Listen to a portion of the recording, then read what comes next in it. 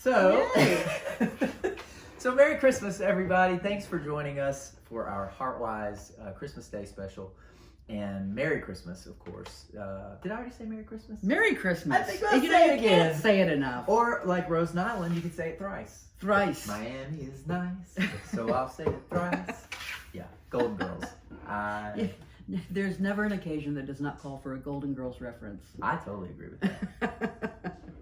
Yes, Merry Christmas and, Yeah. and joyous solstice and Happy Hanukkah and Yep. Merry Kwanzaa and whatever else you celebrate. Happy holiest days. Mm-hmm.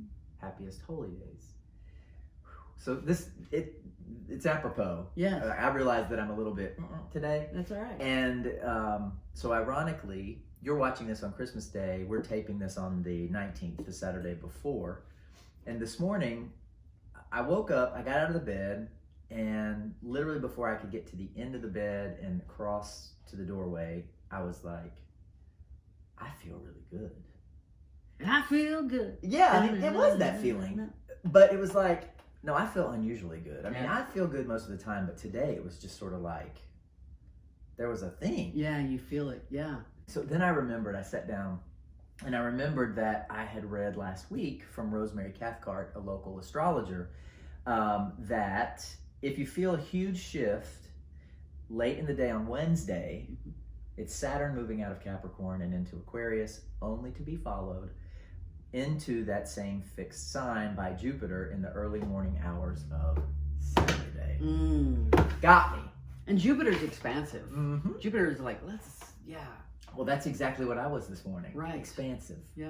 And my joy was expansive and palpable. Awesome. And so, you know, I can still feel it. Of course, I've had some caffeine, but it's just, you know, I still Right. have that, just that. Zzz. It is a good feeling morning. Yeah, it's so nice.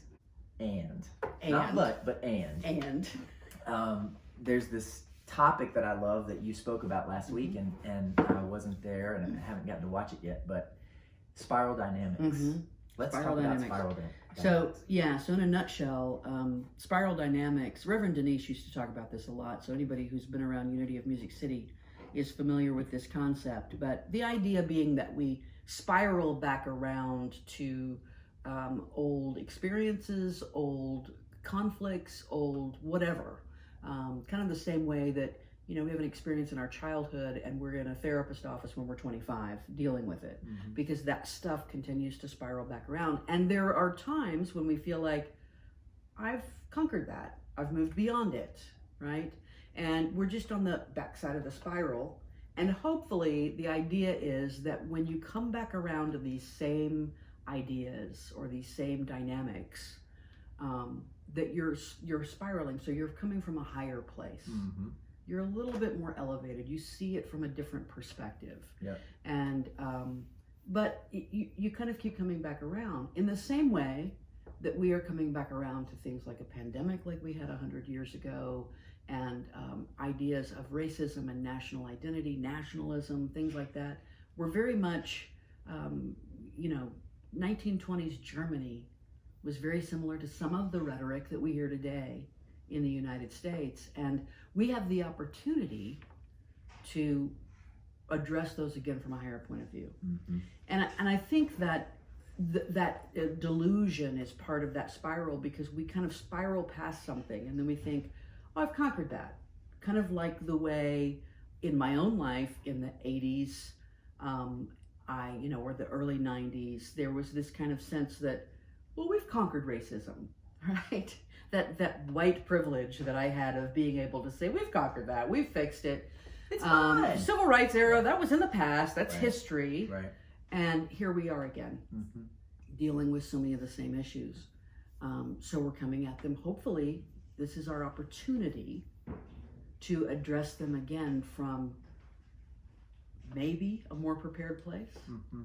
Yeah, and I think that it's interesting because as we do spiritual work, we gain new tools. Now, the interesting part is that when that same opportunity comes around again, will we pick up the new tool, or will we be in a space where we default to the other thing? There's the question. Which maybe wasn't a tool. It was at a time, right? You know, the reaction or the or was it going back to our lizard brain, right? That Right. part of us that just which I guess arguably lizard brain was a tool at that time, At right? that and time, had a sure. purpose, and then Right. we evolve, and our tools hopefully become right. more helpful, but you. But the cool thing is we have that conjunction that's happening, and that is so special. And so when you say conjunction, you mean Jupiter and Saturn. Jupiter and Saturn on December 21st, The winter just solstice. above the western horizon, about 45 minutes after the sun goes down, from what I understand, will be the best time to see that. And Jupiter and Saturn, of course, are still millions of miles away. But they're going to line up in the sky and be very close together and look like one, from the naked eye, one very bright star. There are people who believe that the Star of Bethlehem was a planetary conjunction. So in this spiral dynamic that we're living in, we have another Star of Bethlehem. We have another chance to birth the Christ idea in our life. The last one was 400 years ago. The last one that was visible to the naked eye was 800 years ago. It was in something like 1223 or 12, something like that. 12, yeah. So this is a rare and unique moment. Okay, so when we say birth the Christ Spirit, Yes. what does that mean to you? To me, it means physician, heal thyself. It means that what the world needs is not, what's that saying? The world doesn't need people who are, accomplishing this or accomplishing that. People need more. The world needs more awakened people. The world needs healed people. Howard Thurman. Yeah, that one. Ask not what the world needs, but ask what makes you come alive. That's what right. the world needs is people who have come alive. Exactly. Yeah. And what I think we need, and we have to always remember, is that the world's healing cannot come about without my healing and your healing. And so we are the healing. We are the healing. only way the healing can happen is when I heal mine and you heal yours, and then we heal we. Yeah, that's exactly right. We heal us. That's exactly right. Yes. Yeah. And that's when that beautiful Star of Bethlehem energy begins to emanate through the space created by the healing. Yeah. Man, so powerful. I also think that birthing the Christ energy or allowing the Christ consciousness, as you said before, I think, is just about reconnecting with our innocence, our personal innocence, allowing the truth of ourselves ultimately to be about our innocence instead of our perceived guilt. And there's nothing that any of us can do to affect that ultimate experience of innocence. Of course, we can all miscreate and make mistakes and invite that experience of guilt in this material world. But ultimately. And I love that word innocence because it feels so, for me, it's that true self that's the core of me, that is not a part of the animated physical body or the egoic, mental body, but the innocence is that core of me that wasn't born and cannot die and cannot be tainted. Right. It can't be made impure. I remember a teaching by Carolyn Mace. The innocence is that part of ourself that has not been seduced by society, by the linear ways of the world. And I would go so far as to say it's that part of ourselves that cannot be seduced. It cannot be corrupted or altered, or it's the divine, our divine spark, eye. Divine essence, and everybody has it. Yeah, I love that. I believe that for sure. And I think too that's in a way. I might even share the clip. God forbid. I hope you all don't mind seeing me in my house dress. But I feel like when I was dancing in my kitchen this morning, that's where I was. I was in that innocence and didn't care at all. Was so happy to be. And there's just, yeah, more of that in More of 2021 that. and More of every that. year to come.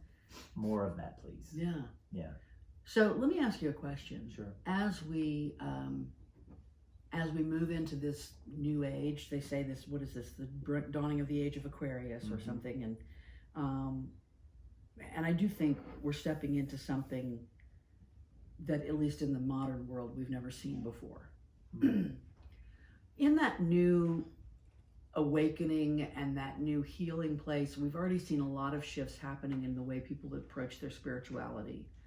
But what role does the church play? What is church going to look like? Well, what church looks like, I think, will depend on the creative expression of whoever is leading in the church. Right. So I think it can look a lot of ways. But in my opinion, what the church is for is to create that container in whatever way, electronically, in a room. It can happen in a lot of ways. Right. But the container that enables one another to benefit from the collective energy of alignment. This community is about reminding each other, supporting each other energetically. Right. Because when you truly believe that you are a being of energy, how then do you live differently? Right. What then do you do? What then becomes true and natural that may not have been true and natural when you were, like you said, a child in the 80s? Right. What kind of health care do you pursue? What kind of practices on a daily basis do you pursue? And I think that energetic community is one of those concepts that is incredibly important. Right. And maybe it's been called church, and maybe it will continue to be called church.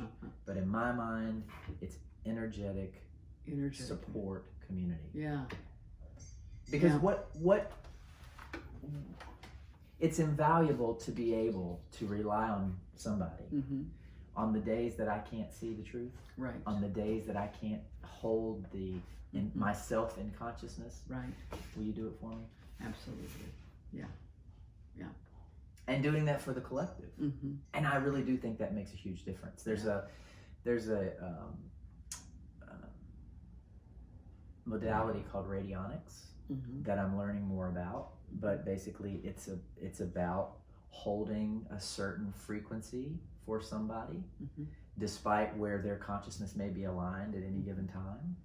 Radionics. I'm gonna have to look that up. Yep, we all will maybe. Yeah. So that sounds great. Radionics, yeah. And there's a practitioner out of Atlanta that I've been working with a little bit to learn more about it. And so I just think that's what church is evolving to be, is energetic support. And I wonder sometimes, like in the New Thought community, we built a model of church around a traditional Christian church in the United States, and we're not a traditional Christian church, right? And we're somewhere between, how do we create a model of something that's, I didn't mean to get off into church, dynamics, but I do think it's important in a spiritual community to talk about who we are. And I know in the community that we are both connected with, there's a lot of discussion about identity and who we are, and the pandemic, who will we be coming out of the pandemic. And I think that there's a different, I think after the pandemic, I can see one of two things happening. I can see churches being filled with people because they're so grateful to be back in community with each other. Or I can see